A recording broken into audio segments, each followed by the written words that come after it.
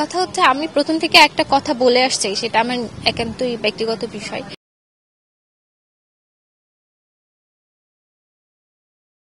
যে আমার জন্য রাকসু নির্বাচনটা আমার পলিটিক্যাল ক্যারিয়ারের কোনো সিঁড়ি না। মানে আমার জন্য ভবিষ্যতে আমার লং টার্ম রাজনীতিতে যাওয়া, এমপি মন্ত্রী হওয়ার আমি কোনো প্রতিযোগিতায় নামবো না।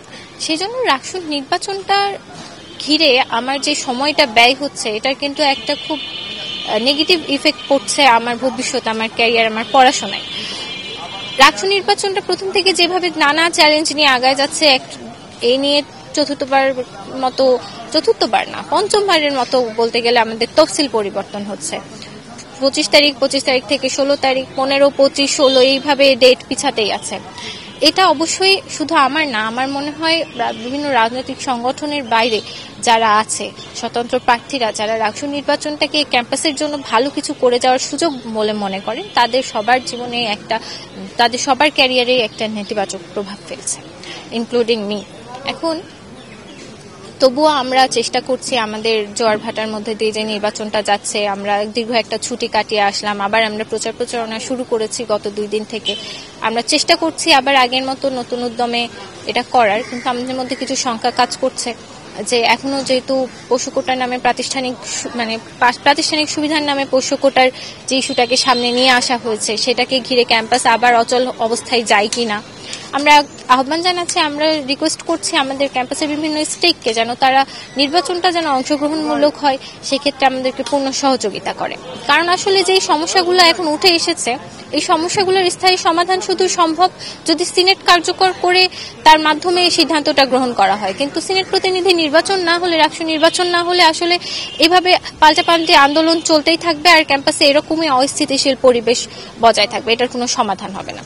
সেজন্য রাকসু নির্বাচন এবং সিনেট প্রতিনিধি নির্বাচনটা খুবই গুরুত্বপূর্ণ, আমাদের আগে সেই দিকে মনোযোগ দেওয়া উচিত। এখন আপাতত নির্বাচন কমিশনের কাছে একটাই চাওয়া, এই লেন্দি মারামারি বা এই যে বিশৃঙ্খলাগুলোর মধ্য দিয়ে আমরা যাচ্ছি নির্বাচন হওয়ার পূর্বেই, সেটা যদি নির্বাচনকে সুষ্ঠু করার লক্ষ্যে আসলে এই প্রসেসে যদি যায়, নির্বাচন কমিশন যদি এগুলো থেকে শিক্ষা নিয়ে নির্বাচনটা কিভাবে সুষ্ঠুভাবে করবে সেটাতে যদি আগাতে পারে, তাহলে কারণ দেখুন রেজাল্টের পর যখন মানুষ এই জিনিসটা ফিল করবে যে না আমার সাথে ফেয়ার হয় নাই বা আমার সাথে এই জিনিসটা ফেয়ার হচ্ছে, এই জিনিসগুলোর একটা দোলাচল থাকবে এবং এটাতে সার্বিক মতামত যখন থাকবে না, তখন কিন্তু আসলে আলটিমেটলি কোনো সলিউশন থাকছে না। তখন আমার গ্রহণযোগ্যতা সবকিছু নষ্ট হয়ে যাবে। তার থেকে এই ব্যাপারটার সাথে, ক্যাওটিক সিচুয়েশনটার সাথে ডিল করে নির্বাচন কমিশন শিক্ষা নিক যে এখান থেকে আসলে আমাদের কি নেওয়ার আছে, কি নেওয়ার নেই, কিভাবে জিনিসটা আগালে রাকসুটা সুষ্ঠুভাবে সম্পাদন হবে। নির্বাচন যেহেতু অলরেডি একটা ঝামেলা হয়ে গেছে, আমরা ছুটির মধ্যে ছুটির আগ দিয়ে বেশ কিছু ঝামেলা ফেস করেছি, তো সেই জায়গাটা থেকে অ্যাকচুয়ালি এতদিনে বুঝে যাওয়া উচিত নির্বাচন কমিশনের যে আসলে শিক্ষার্থীদের পালস কি, কর্মচারীদের পালস কি, সার্কামস্টেন্সের পালসটা ঠিক কোথায়। তো সেই জায়গা অনুযায়ী এখন নির্বাচন কমিশনকেই দায়িত্ব নিতে হবে। তারা যেহেতু একটা প্রশাসনিক জায়গায় অবস্থান করছে, তারা যদি এইটা ডিল না করতে পারে যে বিশ্ববিদ্যালয় কিভাবে ফাংশন করবে, রাকসু কিভাবে ফাংশন করবে, তাহলে এটা প্রশাসনের ব্যর্থতা বলে মনে করি। এবং সারা বাংলাদেশ আসলে সেটাই দেখবে যে রাকসু নিয়ে নির্বাচন কমিশন কতটা ব্যর্থ, প্রশাসন কতটা ব্যর্থ। এখন তাদের বিষয় যে তারা এটাকে কিভাবে। আপনারা জানেন যে আমাদের নির্বাচনের এটা যে ধারাবাহিক প্রক্রিয়াতে নির্বাচন হওয়ার কথা ছিল, সেটা কিন্তু ভাটা পড়েছে এবং নির্বাচন কমিশন রাইট টাইমে নির্বাচন দিতে ব্যর্থ হয়েছে।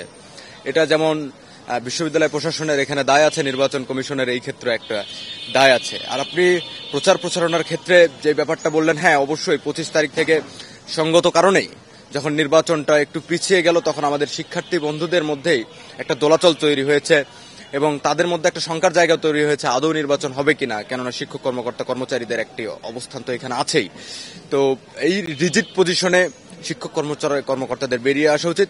আর প্রচারণার যে ব্যাপারটা, একটু ডেট বাড়ার ফলে দেখা যাচ্ছে আমাদের লিফলেটিং এর খরচটাও একটু বেড়ে গিয়েছে। আমরা যখন শিক্ষার্থীদের কাছে যাচ্ছি এবং যারা প্রার্থী আছে তাদের মধ্যেও একটি শঙ্কার জায়গা তৈরি হচ্ছে এবং অনেকের মধ্যে পকেটে টান পড়েছে যে আমরা আদৌ লিফলেট কিভাবে করব, কেননা সামনে আরো কিছুদিন আমাকে প্রচার করতে হবে। দেখা যাচ্ছে আমার কিছু লিফলেট আছে, তো সেই জায়গা থেকে আমরা একটা জায়গায় কিন্তু অলরেডি ছিলাম 25 তারিখের আগে, কিন্তু এখন একটু সেই জায়গা থেকে আমাদের পকেটে টান পড়েছে। কিন্তু যারা বড় বড় সংগঠন আপনারা লক্ষ্য করবেন, তাদের ক্ষেত্রে হয়তো এই সমস্যাগুলো ফেস করতে হচ্ছে না। তারা এখানে মোটামুটি একটা ভালো মানের অর্থ ব্যয় করতে পারছে। কিন্তু এই জিনিসগুলো আমরা আগেই বুঝতে পারতাম। এই জন্য আমরা নির্বাচন কমিশনকে একটা পূর্ণাঙ্গ একটি অবস্থান আমরা ক্লিয়ার করেছিলাম যে আপনারা অবশ্যই নির্বাচনের একটি লিফলেট অথবা একটা বাইন্ডিংস বেঁধে দিন। কেননা একটা বড় সংগঠন তারা হয়তো বেশি টাকা খরচ করে শিক্ষার্থীদের কাছে বেশি পৌঁছাবে। আমরা যারা আছি অপেক্ষাকৃত কম ছোট সংগঠন, তারা ওই অর্থে কিন্তু আমাদের সেই অর্থ নেই। ফলে সেই জায়গা থেকে নির্বাচন কমিশনকে বলেছিলাম আমরা আপনার নির্দিষ্ট অ্যামাউন্ট নিন, আপনারা নিজেরা প্রোভাইড করুন, কিন্তু এটা তারা করে নাই। তো ফলে আমাদের প্রচার প্রচারণার ক্ষেত্রে একটু কম বেশি তো হচ্ছে, এটা আপনারা মাঠের পরিস্থিতি দেখলেই লক্ষ্য করবেন। আমাদের অনেক প্যানেল আছে যারা স্বতন্ত্র ইলেকশন করছি আমরা, তারা কিন্তু নিজেদের লিফলেটটাও ঠিক মতো এখন বিলি করতে পারছে না, তাকে 2-3 দিন পিছিয়ে যেতে হচ্ছে। সেই জায়গা থেকে একটা সমস্যার তৈরি হয়েছে আর কি। আসলে আমাদের কিন্তু 15ই সেপ্টেম্বর 25শে সেপ্টেম্বর থেকে শুরু করে আবার নতুন যে ডেট দেওয়া হয়েছে 16ই অক্টোবর নির্বাচনের, আমাদের কিন্তু ক্রমান্বয়ে ডেটগুলো চেঞ্জ হচ্ছে। এর ফলশ্রুতিতে আমরা যারা স্বতন্ত্র শিক্ষার্থী আছি, আমাদের কিন্তু একটা হচ্ছে প্রেশার হয়ে যাচ্ছে আমাদের আর্থিকভাবে। কিন্তু আমরা কিন্তু যারা স্বতন্ত্র প্রার্থী, তারা হয়তো অনেকে জমানো টাকা, কারো টিউশনের টাকা থেকে শুরু করে তারা কিন্তু বিভিন্ন ধরনের একটা যে লজিস্টিক সাপোর্ট, সেটা কিন্তু কোথাও পাচ্ছেন। নিজেদেরই কি এখানে আসলে তারা আসলে নিজেদের যে অর্থনৈতিক সম্পদ, সেটা নিয়ে কিন্তু আসলে রাষ্ট্র যে হ্যান্ডবিল থেকে শুরু করে যে প্রচারণার খরচ, সেটা চালাচ্ছে। তো এই একটা ক্ষতির সম্মুখীন হচ্ছে। আর দীর্ঘস্থায়ী একটা নির্বাচনের পক্ষে জটিলতার আসার কারণে কিন্তু এই যে একাডেমিক লাইফ, আমরা কিন্তু সবাই একজন করে শিক্ষার্থী, আমাদের কিন্তু একাডেমিক লাইফ, অনেকের ক্লাস পরীক্ষা শুরু হয়ে গেছে, বা অনেকের আমাদের যে টিউটোরিয়াল সিটি এবং উপস্থিতির যে ব্যাপারটা, বেশিরভাগ প্রার্থীর কিন্তু উপস্থিতি একটা সমস্যা, সেটা তারা ফেস করছে। প্রচার প্রচারণাতে গিয়ে কিন্তু তারা পর্যাপ্ত ক্লাস করতে পারছে না। তো এই যে রাষ্ট্র যে প্রক্রিয়া বা নির্বাচনের যে দীর্ঘস্থায়ী, এটা কিন্তু আমাদের শিক্ষা জীবনে ব্যাপকভাবে প্রভাব ফেলছে। তাই আমার মনে হয় যে এই যে ব্যাপকতা, সময়ের যে দীর্ঘস্থায়িত্ব, এটা কমিয়ে আনা উচিত। এবং আমাদের তাহলে আসলে শুধু যে স্বতন্ত্র প্রার্থী তা কিন্তু না, আমাদের প্রত্যেক প্রার্থী কিন্তু আসলে আমরা এখানে সাধারণ শিক্ষার্থী, আমরা কিন্তু নিয়মিত শিক্ষার্থী। তো নিয়মিত শিক্ষার্থীদের একাডেমিক জীবনে যেমন প্রভাব ফেলছে, এর পাশাপাশি আমাদের যে অর্থনৈতিক আবার আমাদের একটা পরিশ্রম থাকে, আমরা সাধারণ শিক্ষার্থীদের দোরগোড়া যাচ্ছি। এর পাশাপাশি ভোটারদের মধ্যে যে নির্বাচনে আমেজ বা শঙ্কা, নির্বাচন আদৌ হবে কিনা, এই শঙ্কাও তাদের মধ্যে দেখা যাচ্ছে।